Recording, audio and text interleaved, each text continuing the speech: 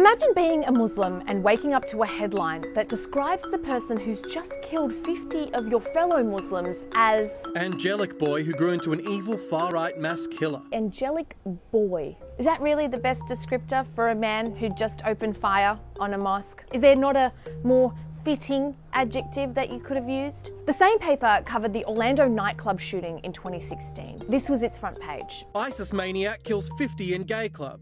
I want to compare the two for a minute. Same paper, similar crime, similar death toll.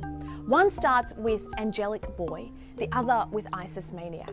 One shows a picture of a father holding his child, the other a narcissistic man in all black. On one, a smaller image of the victim. On the other, a smaller image of the killer. No mention of the victims at all.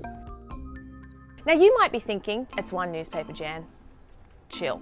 Yeah, no, I don't think I will chill. Here's the Daily Mail. How a blonde little boy turned into a far-right mass killer. The Mail wants you to know that the blonde little boy who killed dozens of people as they prayed had a father who died of cancer. I mean, that's the real tragedy here, isn't it? What's particularly egregious about this is that it appears to have been published while the situation was still unfolding. There's more. Working class madman. In Courier Mail land, white men who shoot children with semi-automatics are honestly just Aussie battlers gone a bit wrong. I mean, he was just a kid from Grafton after all. Now, I'm not saying don't go into his background. Of course, we want to know who he is and where he came from. But I do question whether his working class roots should be front and centre the morning after he's murdered 50 people. Why aren't there pictures on your front page? The Courier Mail rectified that 24 hours later with this cover, which appeared to give the victims the dignity they deserve. That is,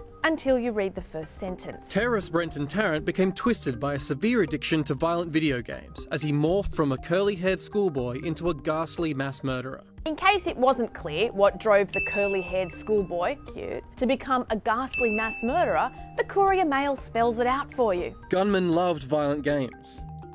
Yeah, don't worry that he wrote a 73-page manifesto on how Australia must eliminate its Muslims. No, please continue telling us about the curly-haired schoolboy who played a bit too much Sega. I don't know, maybe it's weird for the Murdoch press to go hard on just how much this man despised Muslims, given they've been low-key fanning that sentiment for years. Remember this, and this, and these, and these?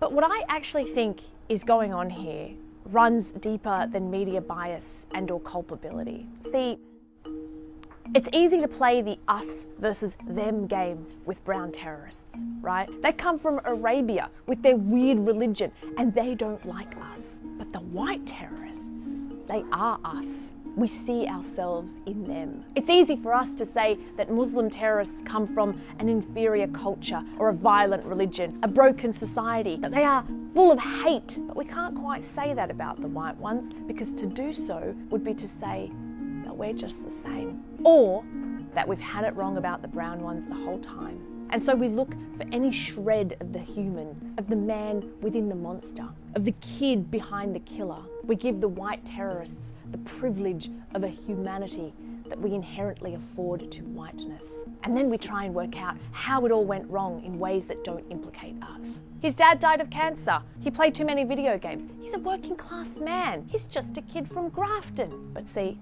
none of that coats the truth.